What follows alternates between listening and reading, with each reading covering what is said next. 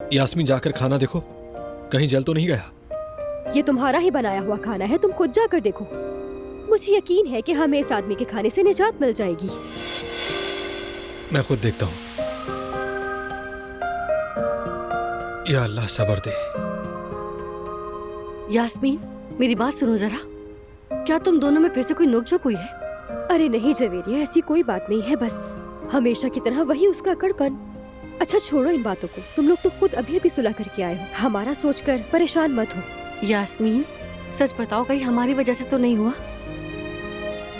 नहीं, मैं कह रही हूँ ना, ऐसी कोई बात नहीं है। हारून को तो तुम जानती हो, वो ऐसा ही है। अच्छा चलो बैठो तो सही, मैं तुम लोगों के लिए चाय लेकर आती हूँ। चलो ठीक है। अच्छा ठीक है।